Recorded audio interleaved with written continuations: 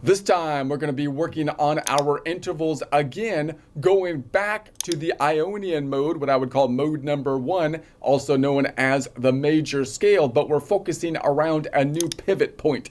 So you might be thinking, oh man, we already went through all the intervals on the Ionian mode. I don't want to go through that again. I already kind of know the major scales, the one I know best.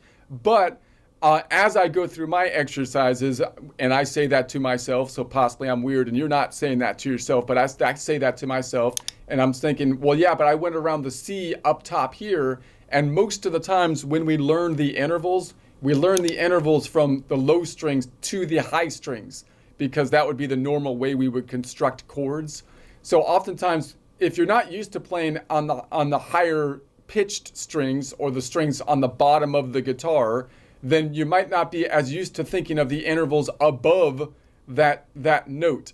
Why? Because you have to look for the inverse distance. It's kind of confusing to look at it up here. In other words, when people are building chords, usually we start to memorize chord shapes oftentimes in this part of the guitar, open position, and then we might use the caged system to start memorizing chord shapes up the neck of the guitar. The most common shapes we'll learn are going to be the E shape, the E major shape and the E minor shape. Those are our bar shapes. And then on the second string, the A minor and A major shapes. Those are going to be our major bar shapes, which means that if we start to analyze the intervals in those shapes, we're always thinking from the perspective of the top two strings down. That's a great way to learn things because that gives you a lot of flexibility to play songs, because the idea of playing songs, of course, is I want to know all the notes in the chord. That would be great. And then if I can memorize all the notes on the top two strings of the guitar, then I can at least identify the shapes where I can play safe notes on those top two strings. And then I can think, well, on all of those notes, on all of the modes, not just the Ionian mode, I have 6 out of 7 of them where I can add a flat fifth, right? So if I'm just playing on these not a flat fifth, a normal fifth, a power chord. So on any of these strings, you'll note that if I have the G, I can play the power chord. I've got the A, I can play the power chord. The B is the funny one because that's the 7th here where I can't. The C, I can play the power chord. If I'm on this one, I can go from the B is the funny one, but if I'm on the C, I got the power chord. Power chord. There's the 5th power chord, and so on. Power chord. So that is useful because that allows me to at least add something to each note, and I can do like an infinite amount of combinations just with that. And then I would like to add the third, right? If I add the third, that's going to distinguish between a minor chord and a major chord. But to know that, I'm going to have to somehow differentiate when I can add the third and when I can't. And one way to do that is to know the shapes. I can look at the shapes and say, when does it fit? Like I can just adjust my positions to what I know the shape looks like. But more likely when people are thinking of chords, they're going to be thinking of the shapes that are in the scale. And you start to learn that the 1, 4, 5 are going to be like the blues pattern in a major scale, and therefore have a major third, and therefore would build a shape which would be an E major shape, right?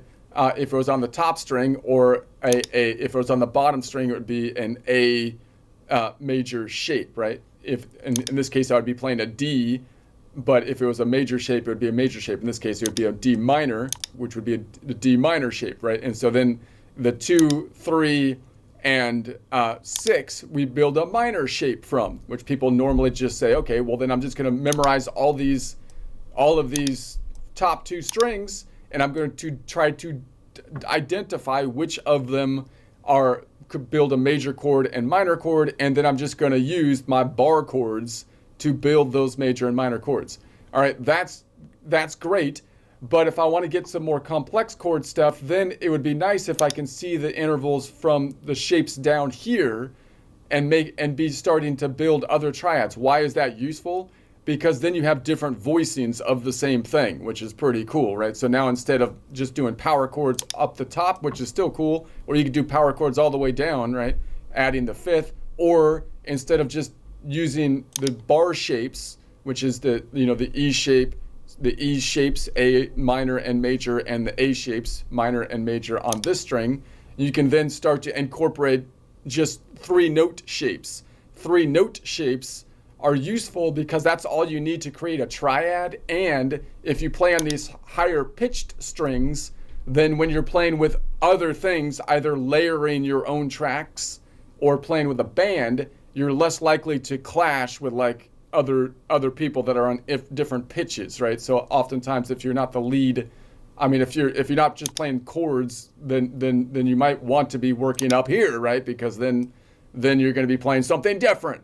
so we would like to know the intervals up here, and it's less common for people to look at the intervals and try to make the chords, building them up. And again, we can kind of recognize those as we look at the intervals. You can start to see them within the shape. You can say, well, that's like the bar shape, but it's just the bottom part of the bar shape.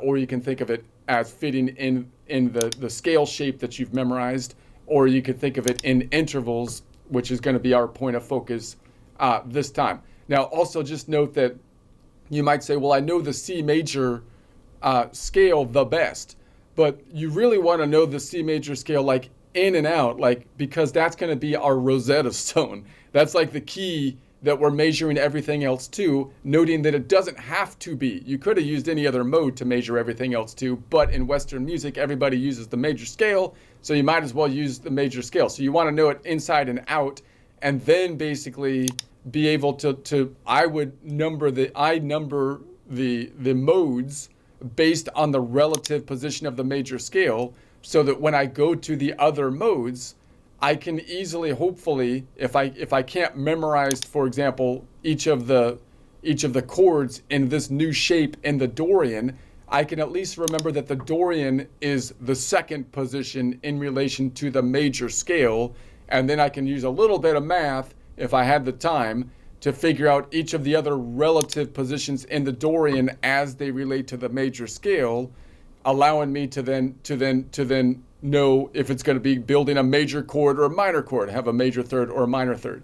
And that's really important because that allows you to then expand from just playing in the major key to playing in other keys, at least the Aeolian, right? We'd like to go down here on the Aeolian or the minor scale, which we could kind of memorize in and of itself by just knowing that the 1, 4, 5 on the minor happen to be minors. So that's kind of convenient. The 1, 4, 5 on the majors are major. If you look at if you make the 6 the 1, the 1, 4, 5 on the minor scale is minor. But we would like to be able to do it as well to all the other modes. Like a Dorian is a pretty common mode. Phrygian may be less common, but it would be nice to be able to see all the modes and how they're kind of related together, and be seeing all the notes in it and be able to construct a major or minor chord. And beyond that, also add the 7, 9, 11, and 13 that would still be in the key that we're playing, which means that we would have to know like the modal chords in order to do that.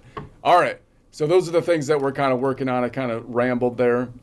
So we're going to be on this C, and we're just gonna do our same intervals, starting with the perfect first. So what are the intervals for the major scale?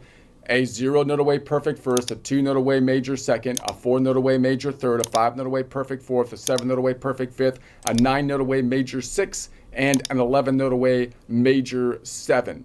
Okay, we want to know those inside out, and then compare the minor scale to it, which is the Aeolian, and then all other modes we can compare to the related major or minor, meaning Dorian and Phrygian will have one interval difference from the minor or Aeolian. The Lydian and Mixolydian will have one interval difference from the major, otherwise known as mode 1 Ionian. All right, so we'll start with the octaves.